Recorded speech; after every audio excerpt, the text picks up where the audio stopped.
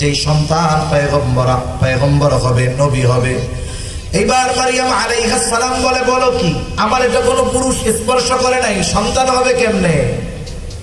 আল্লাহ তাআলা যদি চান এটা সম্ভব কি সম্ভব নয়? আল্লাহর নির্দেশে ঈসা আলাইহিস সালামের রূহ ফুঁকে দেওয়া হলো। মারিয়াম আলাইহিস সালাম এখন সন্তান সম্ভবা। আল্লাহর কুদরত।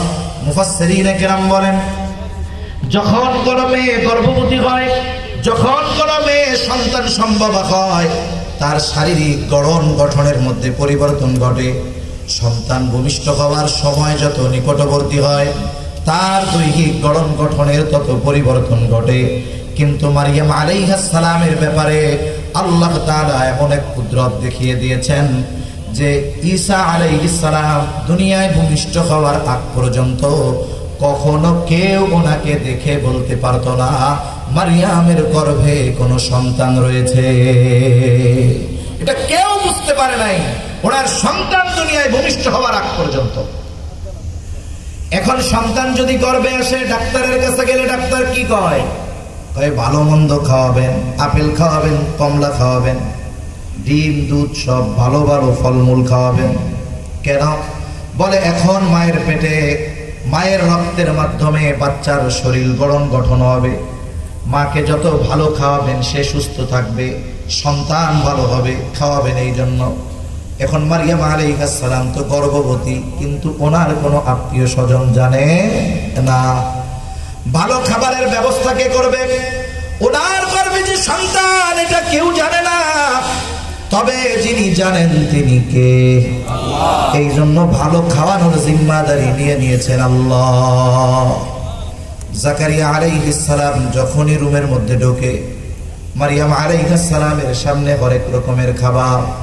আল্লাহ তাআলা কুরআনুল কারীমের মধ্যে বলেন, কুল্লামা দাখালা আলাইহা জাকারিয়াল মিহরাবা ওয়াজাদা ইনদাহা রিজকা ক্বালা ইয়া মারইয়ামু আন্না লাকি হাযা।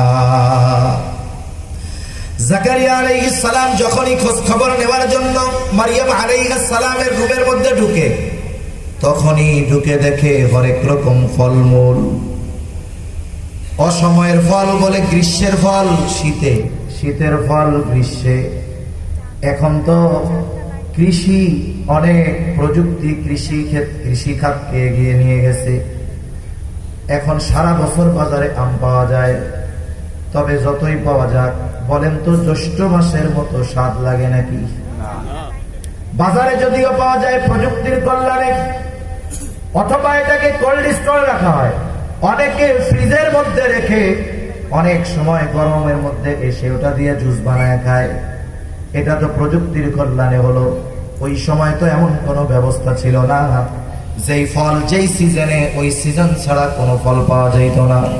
জাকারিয়া আলাইহিস সালাম রুমের মধ্যে ঢুকে দেখে একেবারে গাছ পাকা তরুতাজা ফল মারিয়ামের সামনে ভরপুর, অথচ ওই ফলগুলোর সিজন এখন নয়, বরং সারা বাজার তালাশ করলেও এরকম একটা ফল পাওয়া যাবে না।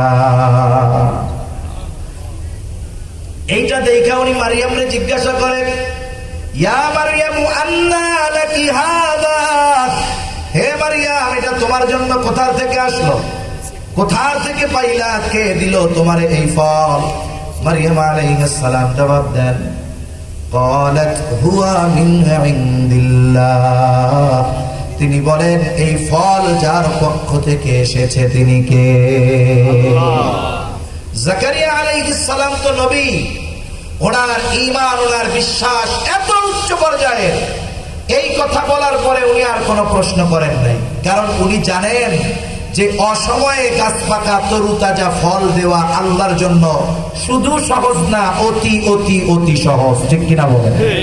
এজন্য তিনি আর কোনো কিছু জিজ্ঞাসা করেন নাই। কিন্তু আমরা হইলে কি করতাম? আগে বলতাম আল্লাহ দিছে তো বুঝলাম, লাঠি একখান হাতে লইয়া তুই কই পাইছিস এটা কহ। আল্লাহ দিছে তো বিশ্বাস করছি, কিন্তু তুমি পাইলা কোথায় আগে এটা বলো। হাজারো জবাব দিদি তার কাঠ গড়ায় আমরা দাঁড় করায় ফেলতাম। উনি আর কিচ্ছু বলেন না। তবে এই দৃশ্য দেখার পরে ওনার দিলে একটা কথা চলে আসছে, যেই মালিক মারিয়ামকে অসময়ে তরু তাজা গাছ পাকা ফল খাওয়াতে পারে, আমি বৃদ্ধ হলেও আমার সন্তান আমার স্ত্রী বন্ধা হলেও এই বৃদ্ধ আর বন্ধা জুটিকে আল্লাহ তাআলা সন্তান দিতে পারে। ওই রুমের মধ্যেই তিনি আল্লাহর কাছে দোয়া করেন, আল্লাহ তাআলা দোয়ার খবর জানায় দেন। হুনালিকা দাআ যাকারিয়া রাব্বাহ ক্বালা রাব্বি হাবলি মিন লাদুনকা যুররিয়াতান তাইয়্যিবাহ ইন্নাকা সামিউদ দুআ। فنادته الملائكة وهو قائم